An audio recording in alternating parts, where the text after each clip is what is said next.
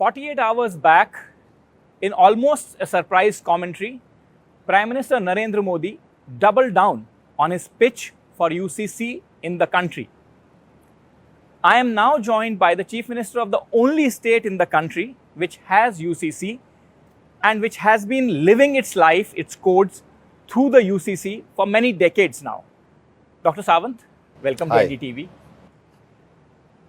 Dr. Sawant, बहुत सारे लोगों को ये लग रहा है कि प्राइम मिनिस्टर ने कहा कि यूसीसी सारे देश में होना ही चाहिए, और बहुत सारे लोगों को ऐसा लग रहा था कि जैसे अब जो बीजेपी की सरकार आई है जिसका कलर थोड़ा सा बदला है तो यूसीसी टाइप की बातों को शायद पीछे छोड़ देंगे। लेकिन प्राइम मिनिस्टर ने बड़ा क्लियर कहा है कि भाई हम यूसीसी के हक में हैं, यूसीसी होना ही चाहिए, ये कोड बदलना चाहिए। आप गोवा का एक्सपीरियंस ज़रा लोगों के साथ शेयर कीजिए ताकि लोगों को, बाकी देश को पता चले कि यूसीसी के एडवांटेजेस क्या हैं। आप इतने सालों से यहाँ आप मुख्यमंत्री के तौर पर सरकार चला रहे हैं यूसीसी के साथ। पहले मैं माननीय प्रधानमंत्री नरेंद्र मोदी जी ने 15 अगस्त के दिन पर जो भाषण किया, उन्होंने उसमें सेक्युलर यूनिफॉर्म सिविल कोड की बात की, तो मैं उनका बहुत बहुत स्वागत करता हूँ। गोवा में तो 1961 जब से हम लिबरेट हुए हैं तब से आज तक हम यूसीसी फॉलो कर रहे हैं, यूनिफॉर्म सिविल कोड फॉलो कर रहे हैं। कोई किसी का किसी प्रॉब्लम नहीं है, सभी जात धर्म के सभी लोग सभी भाईचारा के साथ रहते भी हैं और उसमें सभी प्रोसीजर भी फॉलो करते हैं। जैसे हम बोलते हैं कि birth and death registration is the compulsory, marriage registration is the compulsory, और उसी के साथ साथ property division between the boy and girl having the equal right, between the wife and husband having the equal right, same all everything is we are following. So that मुझे लगता है कि जो माननीय प्रधानमंत्री नरेंद्र मोदी जी ने बात कही है पूरे देश भर में ये बात आनी चाहिए। तो फिर जिस तरह से हम बोलते हैं कि इस देश में यूनिफॉर्म सिविल कोड आना जरूरी है। इसमें एक दो बातें तो ऑब्वियसली डॉक्टर सावंत बहुत प्रोग्रेसिव बातें हैं, जैसे कि आपने कहा कि प्रॉपर्टी राइट्स में इक्वल शेयर, ये तो बहुत प्रोग्रेसिव बातें हैं और ये तो सोसाइटीज़ को इस तरफ मूव करना ही चाहिए। बट उससे पहले मैं एक बात और आपसे कहता हूँ कि गोवा एक ऐसा प्रदेश है जिसमें माइनॉरिटीज़ की बड़ी भारी संख्या है। आई डोंट थिंक कि इस जिस तरह का पॉपुलेशन मिक्स गोवा का है ऐसा देश में कहीं भी है।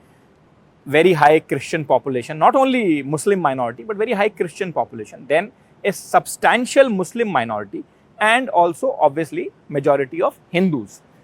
ऐसा population mix इस देश में कहीं और available नहीं है। उसके बावजूद भी आप सक्सेसफुली यूसीसी के साथ इम्प्लीमेंट कर रहे हैं और आप कह रहे हैं कि सरकार चलाने में यहाँ शासन की प्रथा में कोई दिक्कत नहीं है। बिल्कुल, आज तक पहले भी सरकार को कोई चलाने में कोई हर्जी नहीं थी। 5 साल में मैं देख रहा हूँ there is no any problem, it is not in any decisions, never, क्योंकि ऐसे प्रॉब्लम आया ऐसे कभी हुआ नहीं है। जब कोई के चाहे जब हम समानता से यहाँ पे रह रहे हैं तो फिर for the equal property right हो या मैरिज रजिस्ट्रेशन हो, किसी को कोई हर्ज नहीं रही है आज तक। तो मुझे लगता है कि आगे भी नहीं रहेंगी, चाहे वो मुस्लिम हो, चाहे वो कैथलिक हो या हिंदू हो। हिंदू में भी equal property division rights between the husband and wife, equal property right to give for their kids, there is an everything is already decided under the uniform civil code. जैसे कि पिताजी का और माँ का शेयर जो 50-50 रहता है, तो माँ का शेयर उसमें 50% रहता है, तो 50% शेयर जो पिताजी का, बाद में समझो पिताजी हयात में नहीं है तो उनका शेयर डिस्ट्रीब्यूट होकर बच्चों में जाता है। माँ then can give, she can give her 50% right to the any of her kid, that is her right. अगर इस तरह के डिफरेंट इश्यूज़ है, कोई मुस्लिम कम्युनिटी ने भी कभी रेज नहीं किया है कि हमें इस यूनिफॉर्म सिविल कोड का कोई प्रॉब्लम है, ना हमारे कैथलिक कम्युनिटी जो ऑलमोस्ट मोर देन 24% यहाँ पे ऑलरेडी पहले से है, चाहे वो they are registering their marriage in the church also and they are registering the marriage in the civil register also, in both way they are registering, पहले से करते आए हैं। सो मुझे नहीं लगता है कि कोई इस तरह की माइनॉरिटीज़ होने के बाद भी किसी माइनॉरिटी के इस तरह से किसी ने प्रॉब्लम कभी रेज नहीं किया है और आगे भी उनको प्रॉब्लम नहीं रहेगा। The same thing the properties और बाकी राइट्स में भी वो फॉलो करते आ रहे हैं। सो यूनिफॉर्म सिविल कोड का हमने स्वागत करना चाहिए। और आपको लगता है कि चूंकि आपके जैसे पॉपुलेशन मिक्स में अगर यूनिफॉर्म सिविल कोड की कोई समस्या नहीं है, और कांग्रेस ने भी यहाँ सरकारें चलाई हैं, ऐसा नहीं है कि सिर्फ बीजेपी ने सरकार चलाई है। बिल्कुल, तो यानी महाराष्ट्रवादी को एमजीपी पार्टी के बाद तो यानी कांग्रेस का ही सरकार में majority of the years they have ruled, लेकिन सिर्फ चलाई है, किया कुछ नहीं है। वैसे तो जो कुछ यहाँ पे किया है इंफ्रास्ट्रक्चर डेवलपमेंट वो डबल इंजन सरकार के कार्यकाल में ही किया है, अदरवाइज नॉट कांग्रेस से कुछ नहीं किया है।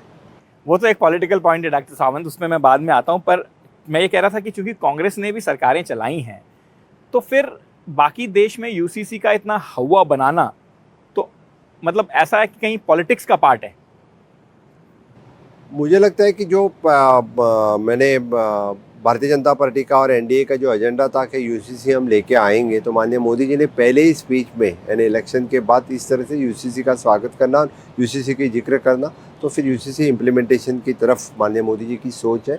और सभी लोगों ने भी यानी I think the young crowd, educated crowd, जब हम बोल रहे हैं कि 21वीं शतक के हम जा रहे हैं, we are marching towards the 21st century, we are in the e era, तो फिर इस तरह के हमने स्वागत करना चाहिए। तो बच्चों के लिए समझना चाहिए इस हमने आगे जाने के लिए यूसीसी जैसा कानून आना जरूरी है।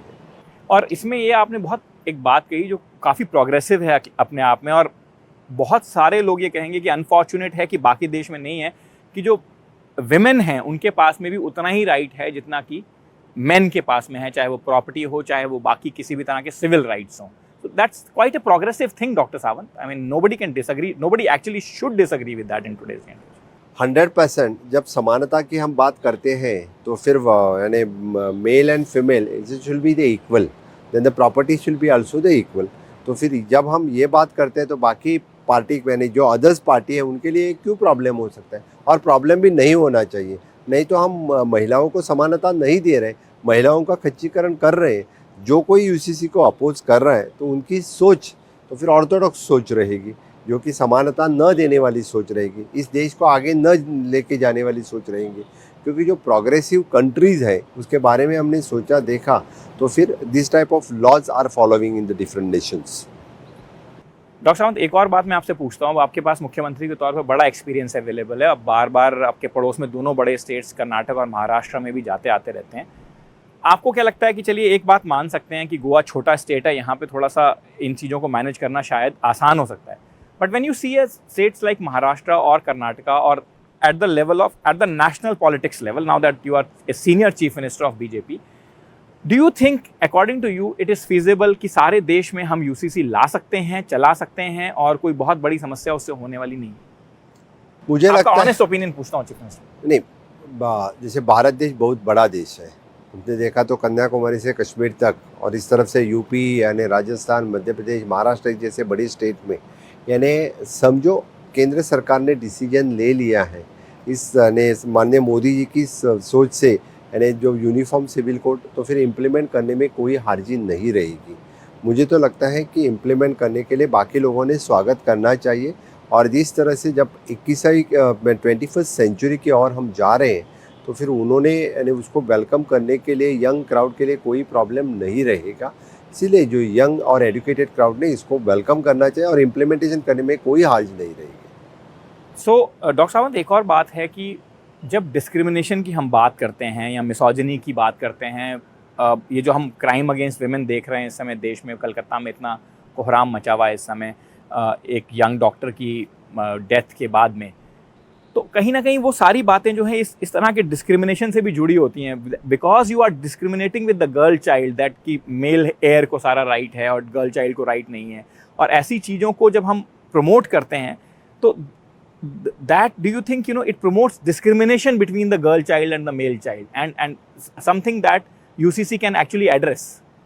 ऑफ कोर्स आपकी बात एक बात सही है, क्योंकि यानी पेरेंट्स से लेके स्टेट्स गवर्नमेंट तक, पेरेंट भी समझते हैं कि यानी मेल चाइल्ड चाहिए, तो कुछ यानी गवर्नमेंट भी सोचते वक्त इसमें डिस्क्रिमिनेशन करने लगते हैं इस तरह से।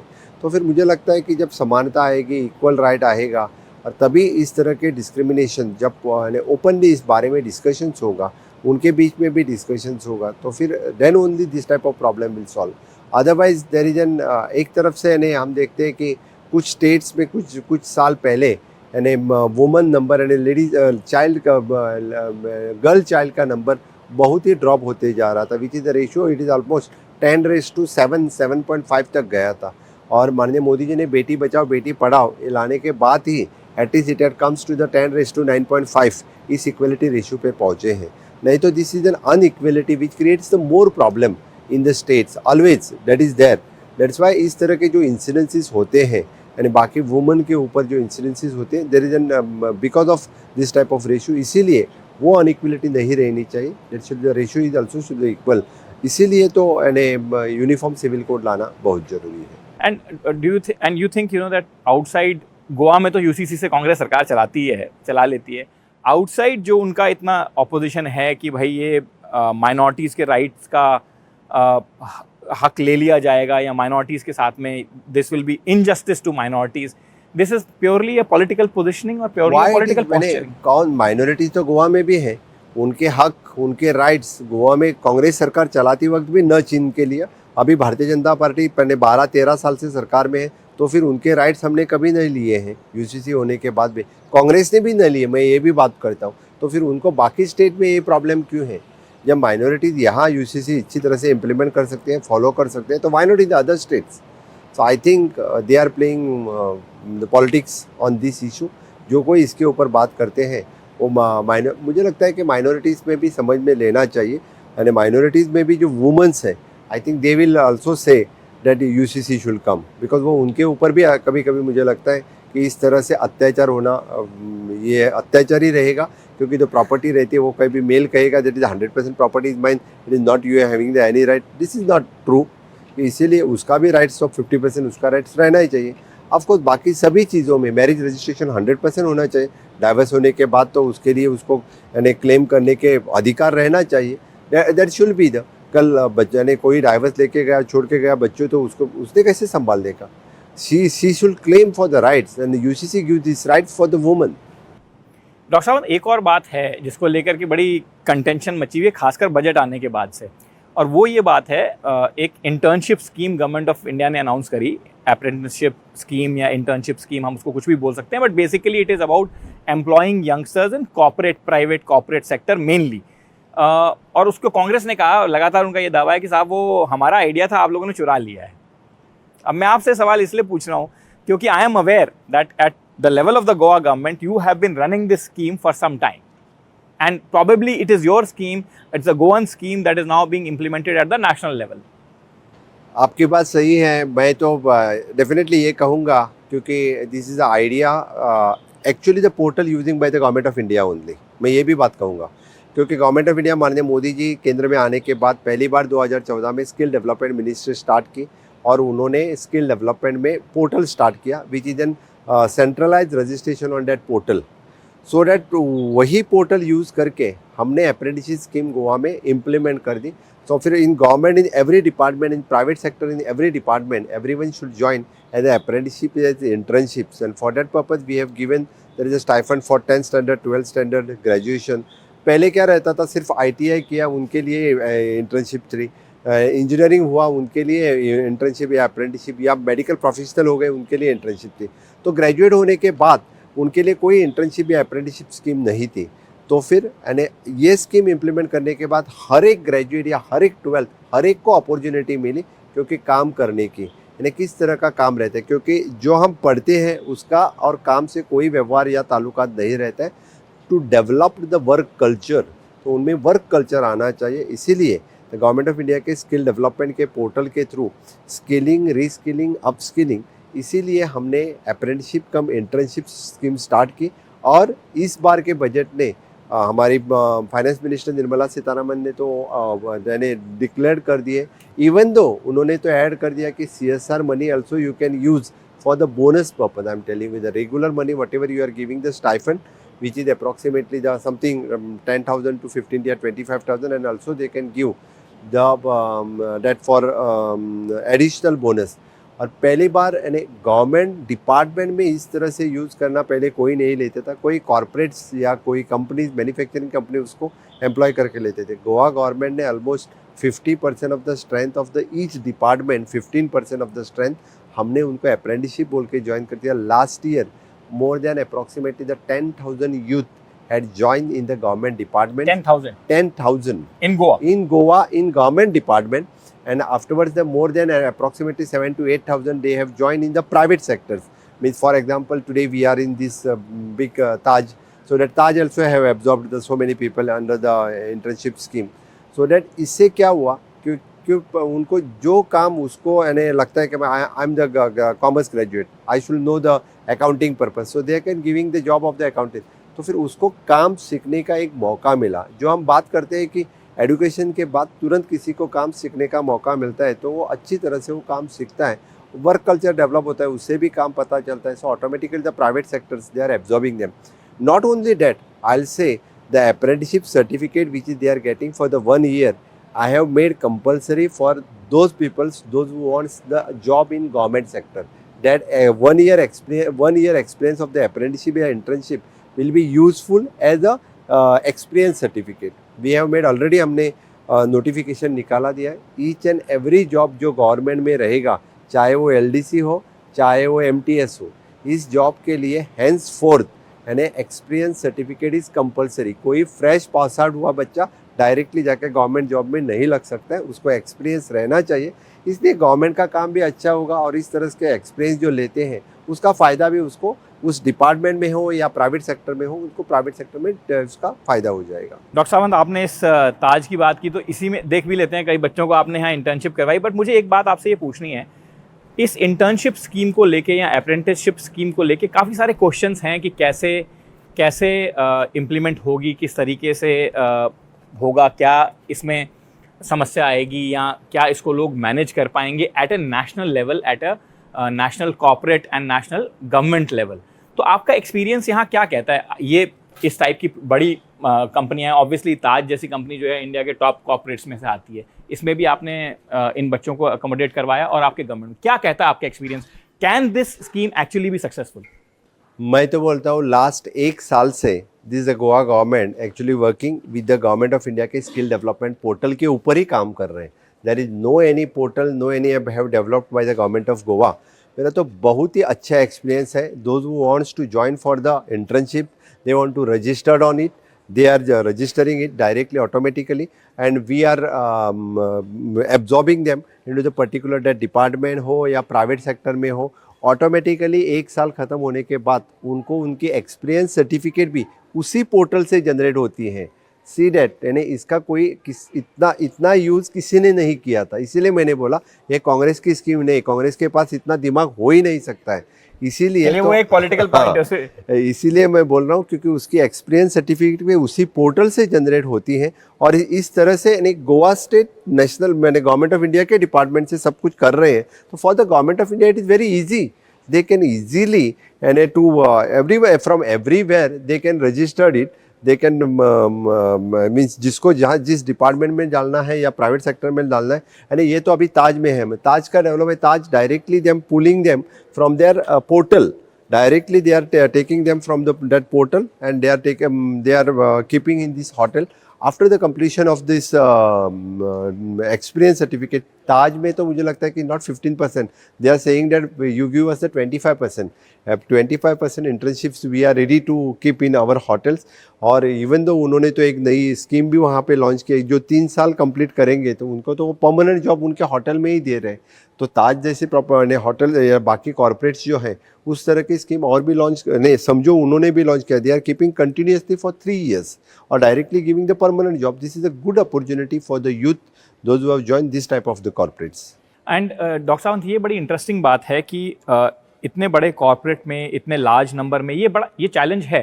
क्वेश्चन यहाँ वहाँ ये भी उठ रहे थे कि भाई कॉर्पोरेट्स कैसे एब्जॉर्ब करेंगी, क्यों ऑब्जॉर्व करेंगी, उनको अपने हिसाब से लोग लेने चाहिए. लेकिन यहाँ मैं देखता हूँ, अभी मैं सुन रहा था कि आपकी ब्रीफिंग में कि यहाँ पे not only are they happy with this scheme but they are wanting to bring in different levels of the scheme. Quite clearly the manpower intake और जो लोग यहाँ जो बच्चे जिस तरह से आ रहे हैं, it is also working for them, it is also working for the corporates, it appears so.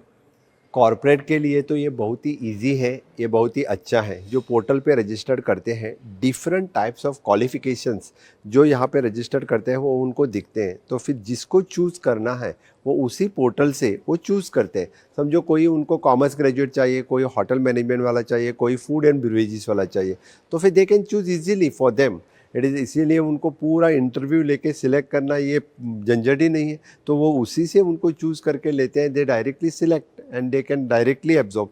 इसलिए उनका काम ऊपर से इजी हो गया. तो मुझे लगता है कि एक बार अभी गवर्नमेंट ऑफ इंडिया ने डिक्लेयर करने के बाद समझो all over India they have started, I don't know, I not checked, but Goa के बच्चे तो इस साल का भी अभी रजिस्ट्रेशन ऑलरेडी स्टार्ट कर चुके हैं, क्योंकि हमारी पूरी यानी जो almost in the month of August and September जो लास्ट ईयर ज्वाइन हो गए थे उनका अभी एक साल पूरा हो गया है। अभी बाकी बच्चे तो गोवा के सभी automatically they have started registering on the portal their by own. उनको तो अभी बच्चे बोलने मुझे अप्रेंटिसशिप इंटर्नशिप ज्वाइन करनी है, मुझे इस स्कूल में टीचर बोल के डालो, मुझे इस होटल में डालो, मुझे इस डिपार्टमेंट में डालो, बच्चे ही आ रहे हैं, क्योंकि लास्ट ईयर के एक्सपीरियंस के बाद उनका बहुत अच्छा एक्सपीरियंस है, क्योंकि उनको पढ़ने को मिलता है, दैट इज़ वन, और उनको सैलरी भी मिलती है और ऊपर से एक्सपीरियंस सर्टिफिकेट मिलती है, दैट इज़ द बेस्ट। और आपको ये लगता है कि जितने यहाँ जो नॉर्मल बच्चों ने ज्वाइन किया और उससे अब ये बढ़ रहा है, तो एक नेचुरल एंथुजियाज्म है यंगस्टर्स में, यूथ में ज्वाइन करने का, इसीलिए वो जो गवर्नमेंट ऑफ इंडिया की नेशनल लेवल पे इंटर्नशिप स्कीम है वो भी सक्सेसफुल हो सकती है?